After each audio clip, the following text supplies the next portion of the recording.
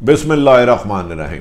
अस्सलाम वालेकुम नाज़रीन, आप देख रहे हैं आरिफ हमीद भट्टी यूट्यूब चैनल। आज की एक अच्छी खबर के साथ, जो दुश्मन मुल्क पाकिस्तान में फसाद और फ़िरका वाराना फसादात करवाना चाहता था, नाकाम हो गया। बिलाखिर आज वज़ीर आज़म पाकिस्तान इमरान खां कोयटा पहुँच गए और हस्बे मामूल कल रात पूरे मुल्क से धरने ख़त्म हो गए। और धरनों के पीछे हक़ाइक़ क्या हैं, धरने क्यों दिए गए, हज़ारा कमेटी के साथ मुजालिम की एक पूरी हिस्ट्री है। लेकिन दुश्मन इससे क्या फ़ायदा चाह रहा था और क्या आइंदा इनको सेव कर दिया गया, इस पर चंद वजूहात बताएंगे। तो हम पूरी वजूहात इसमें शेयर करना मुनासिब नहीं होगा। एक बात ज़रूर कहता हूँ, कहते हैं कि एक नाहक इंसान का कत्ल पूरे इंसानियत के कत्ल होने से बड़ा गुनाह है। जो भी कोई किसी दहशतगर्द किसी बेगुनाह को मारता है, वो किसी भी रियायत का मुस्तहिक नहीं। वो हज़ारा कम्युनिटी को मारता है, पश्तो को मारता है, उर्दू पंजाबी किसी भी ज़बान और किसी भी मसलक दहशतगर्द का ना कोई ईमान होता है, ना मज़हब होता है, ना मुल्क होता है, उसका दहशतगर्दी है। दूसरी बात, डोनाल्ड ट्रंप जो आज तक अमेरिका के सदर हैं, अमेरिका की जमहूरियत के लिए दाग बन गए। 120 साल बाद जब जो बाइडन नए सदर 20 जनवरी को ओथ लेंगे, उसमें डोनाल्ड ट्रंप नहीं जाएंगे। उनके अमेरिकन की स्पीकर नैन्सी पेलोसी का मुतालबा है कि इनके खिलाफ अदम एतमाद लाया जाए। ये अमेरिका के सदर रहने के काबिल नहीं, अमेरिका के सदर पर एक दाग है। कहा जा रहा है उनके खिलाफ अपीचमेंट भी आ सकती है। उनके गैर इंसानी फितरत गुफ्तगू पे पहली दफ़ा उनकी असम्बली में हमला हुआ और लोगों ने बेंचों और कुर्सियों के नीचे छुप के जान बनाई। इस पर साबक सदूर जो अमेरिका में रहे हैं, उन्होंने डोनाल्ड ट्रंप का उस दिन जिस दिन उन्होंने कैपिटल हिल में हमला किया, स्याह दौर करार दिया। और जो बाइडन कहते हैं इनका असम्बली में ओथ में ना आना खुश आइन हैं, जो 20 तारीख को ओथ लेंगे। अब आ जाते हैं हम नाज़रीन पहली स्टोरी की तरफ। नाज़रीन, कहा जाता था कि वज़ीर आज़म कोयटा क्यों नहीं जा रहे, जिस दिन पहले दिन ये वाक़या हुआ था। जिस दिन ये वाक़या हुआ गालबन 3 जनवरी को, 4 जनवरी को उधर कुछ लोग गए। मैं इसमें पूरी मालूमात आपसे शेयर नहीं करूँगा, मुझे पाकिस्तानी इंटरेस्ट ज़्यादा अजीज है। हज़ारा कम्युनिटी से ये जुल्म, ज़्यादती, नाइंसाफ़ी हुई, उसे मैं लफ्ज़ों में बयान नहीं कर सकता। वो सच है, उनके साथ नाहक जुल्म हुआ और माजी में भी होता रहा। लेकिन माजी में किन किन के साथ होता रहा, थोड़ी सी ये भी दूंगा, और इनके मुतालबात कौन से मानने चाहिए तो कौन से नहीं मानने चाहिए। नाज़रीन, जब 3 को हुआ तो कुछ लोगों ने उधर हज़ारा कम्युनिटी के लोग इकट्ठे हुए और फैसला किया गया कि इनकी मैयतों को दफना दिया जाए। इस दौरान एक अहम शख्स वहाँ का, हज़ारा कम्युनिटी का ही, उन्होंने दफनाने नहीं दिया। उन्होंने कहा मैयतों को लेके एहतजाज करें। खैर, एहतजाज क्योंकि उनके साथ जुल्म हुआ था, मासूम बेगुनाह लोगों को दरिंदगी की तरह मारा गया था, एहतजाज उनका हक था। और वो एहतजाज के लिए रोड पर उन्होंने मैयतें रखी और एहतजाज शुरू कर दिया। इस दौरान बैकडोर हुकूमत और उनके मुतालबात चलते रहे। उन्होंने कुछ ऐसे मुतालबात किए जिसमें फौरी तौर पर हुकूमत ने मंजूर कर लिया, और कुछ मुतालबात नाकाबिले मंजूर थे, मंजूर किए नहीं जा सकते थे। मिसाल के तौर पर चंद पश्तूनों को शहीद किया गया, बेदर्दी से मारा गया, जैसे हज़ारा कम्युनिटी को मारा। कहा गया था कि उन मुल्ज़मान को फौरी तौर पर छोड़ा जाए, जिस पर पश्तून वहाँ के रिहायशियों ने कहा यह तो नामुमकिन है। और हुकूमत उनके बारे में शवाहिद इकट्ठे कर चुकी थी कि वो वाकई ही दहशतगर्द हैं और दहशतगर्द की वारदातों में मुलव्वस है, उनको रिहा करना नामुमकिन था। दूसरा ये था कि हज़ारा बरादरी के तमाम शनाख्ती कार्ड और पासपोर्ट फौरी तौर पर बनाए जाए।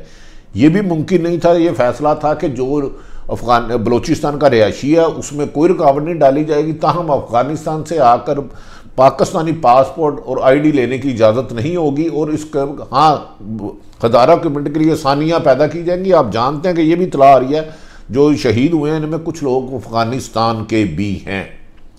ये दो, उसके अलावा कुछ ऐसे मुतालबात किए गए थे, कुछ ऐसे लोगों का ट्रांसफ़र पोस्टिंग का किया गया था जिससे का इन वाक़या के साथ लिंक ही कोई नहीं था। ऐसा लगता था कि इन कुछ मुतालबात जो उनके बिल्कुल जायज़ थे, ठीक थे, उसे फौरी तौर पर माना गया। उनके कातलों को पकड़ना चाहिए, दहशतगर्दों को सरेआम फांसी लगानी चाहिए, उनको रोज़गार देना चाहिए, हज़ारों कम्युनिटी को तलीम और सेहत की सहूलतें देनी चाहिए, नौकरी देनी चाहिए। लेकिन कुछ ऐसे लोगों को वो तब्दील करवाना चाहते थे जो बलूचिस्तान में अमन की अलामत थे। मैं आपको सिर्फ बता दूं, माजी में तो ये 2095 से पहले भी हज़ारा कम्युनिटी की शहादतों का सिलसिला जारी है, लेकिन 2013 से 18 तक 509 लोग शहीद हुए, जिसमें पाक फौज के जवान बड़ी तादाद में, FC के जवान, पुलिस के जवान, पश्तून क़यादत और आम शहरी भी शामिल हैं, जो दहशतगर्दों का निशाना बने और माल के हकीकी से जा मिले। इसमें पाक फौज की बहुत ज़्यादा जो लोग जा मिले। नाज़रीन, एक और उन्होंने मुतालबा किया कि हमारे लापता अफराद फौरी तौर पर रिहा किए जाए, जबकि इस बारे में हुकूमत का कहना था कि उनके लापता अफराद अगर उनके पास है ही नहीं, वो हुकूमत की हिरासत में ही नहीं है, तो उन्हें कैसे छोड़ सकते हैं। ताहम अगर कोई कहीं बेगुनाह शख्स हुआ तो उसे रिहा किया जाएगा, लेकिन वो उन्होंने कुछ ऐसे नाम दिए जो पश्तून रहनुमाओं के कत्ल में मुलव्वस थे या दहशतगर्दी की मुबैना वारदातों में मुलव्वस थे। इस पर किया गया। कहा जाता है कि वज़ीर आज़म इमरान क्यों नहीं पहुंचे। हाँ, उन्हें शायद पहले दिन पहुंच जाना चाहिए था, लेकिन एक थ्रेट था कि गैर मुल्की एजेंसियाँ कोई धमाका कर सकती हैं, और ये भी कुछ लोग अब अपोजिशन के मुताबिक के इमरान खान साहब जो वज़ीर आज़म हैं वो मैयत वाले घर नहीं जाते। इसमें तो मुझे कोई हकीकत नहीं लगती, ताहम ये अपोजिशन का दावा है।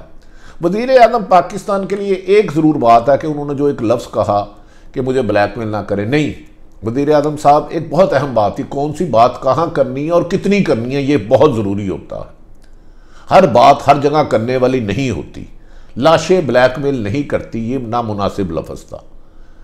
इस पर वज़ीर आज़म को कहा गया कि आपने ये लफ्ज़ कह के आज जो मामला तय हो रहे थे, पसे पर्दा मुज़ाकरात हल हो रहे थे, उसको एक नया इंतशार अपोजिशन फैला रही है, जिस पर वज़ीर आज़म ने नहायत दानिशमंदी और अक्लमंदी से राब्ते करते हुए उनके जायज़ मुतालबात को फौरी मंजूर किया और आज वहाँ पहुँच कर मुज़ाकराती कमेटी से मुलाकात की, लवा हकीम से मुलाकात की और हर मुमकिन उनके साथ दुख तकलीफ़ के मुदावे का ऐलान किया, जिस पर वो खुश हुए और आज उनकी तदफीन हो गई। वज़ीर आज़म आज इस्लामाबाद से उस वक्त रुखसत हुए जब उन्होंने ये कन्फर्म किया कि शहीद होने वालों की तदफीन हो चुकी है और उन्हें कब्रों में उन्हें दफना दिया गया है। ये ना जाना, क्योंकि अगर वो पहले जाते तो एक सिक्योरिटी थ्रेट था, ताहम इसमें अपोजिशन ने इसको कैश कराने की कोशिश की।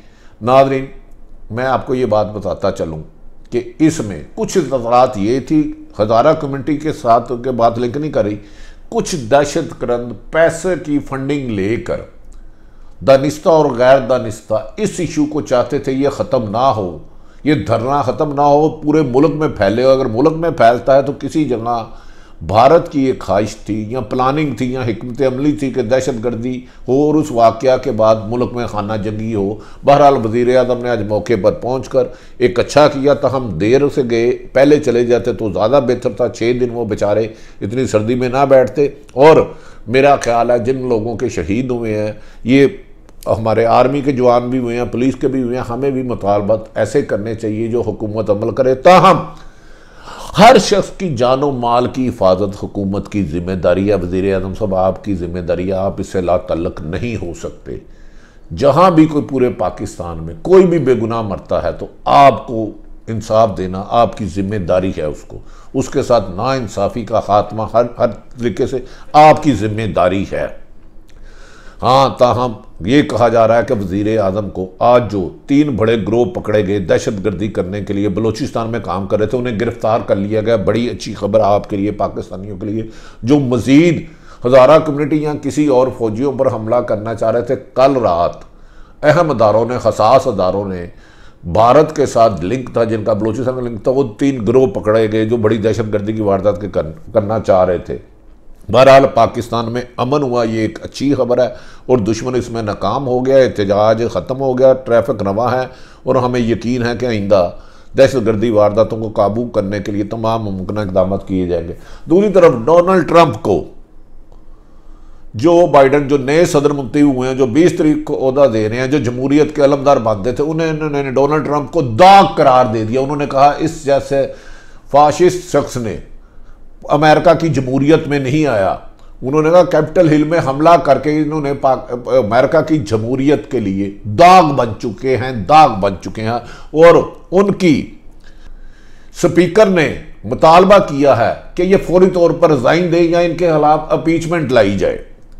अगर इनके खिलाफ अपीचमेंट आती है तो 2/3 मेजोरिटी कांग्रेस लोगों को चाहिए होगी। और कहा जा रहा है कि जब डोनाल्ड ट्रंप ने कहा कि मैं उनके जब मुल्क में फसाद बर्पा करना चाहा, इंतशार पैदा करना चाहा, कैपिटल हिल पे अटैक कराना चाहा, तो उनके मिचोर लोग जो उनकी जमात के थे वो भी उनका साथ छोड़ गए। ये होता है मुल्क से मोहब्बत। सियासी इख्तलाफ अपनी जगह, लेकिन असूली मौक़िफ़ अपनाया और उन्होंने डोनाल्ड ट्रंप आहिस्ता आहिस्ता तनहा होते जा रहे हैं। जो कह रहे थे कि मैं ओथ टेकिंग नहीं होने दूंगा, जो बाइडन को ओथ नहीं लेने दूंगा, अब वो अकेले रह गया और उनके रिज़ाइन का मुतालबा आ रहा है। और अहम तरीन खबर यह है कि डोनाल्ड ट्रंप को जो नए प्रेसिडेंट मुंतखब होते हैं, जो उनकी पुरानी 200 साल की रवायत है, 120 साल बाद पहली दफ़ा साबिक सदर यानी कि जो बाइडन मुंतखब सदर जो बाइडन की तकरीब में साबिक सदर डोनाल्ड ट्रंप शिरकत नहीं करेंगे, उन्हें रोक दिया गया है।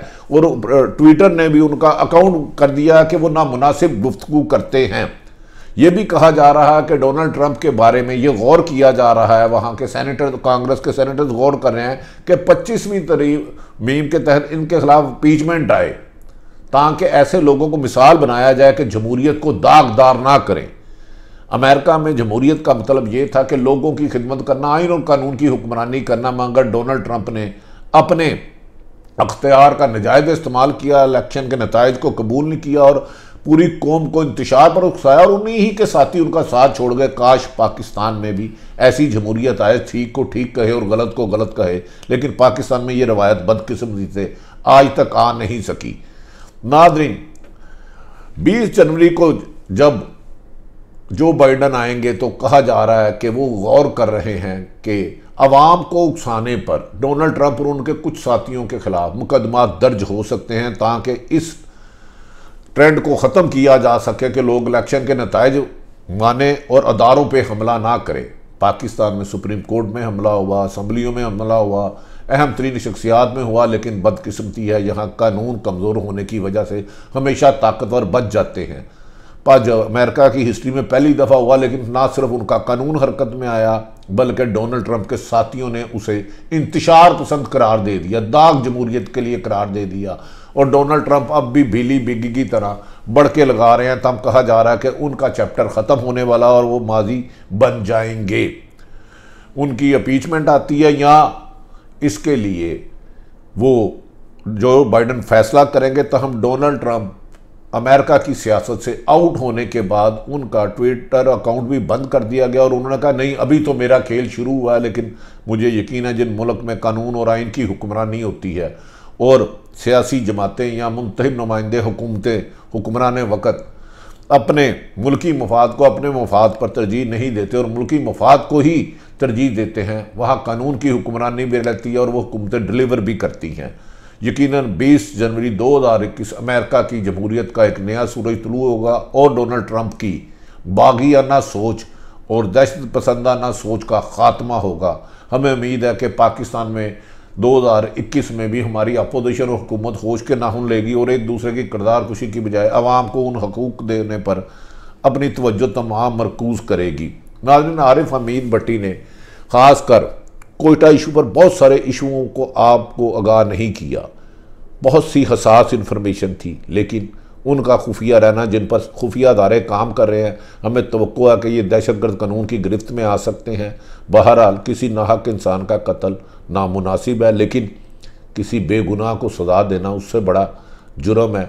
अगर आरिफ हमीद भट्टी का यूट्यूब चैनल आपको पसंद है, इसे सब्सक्राइब करें। अपने इर्द गिर्द रहने वालों की खुशियों का ख्याल रखें।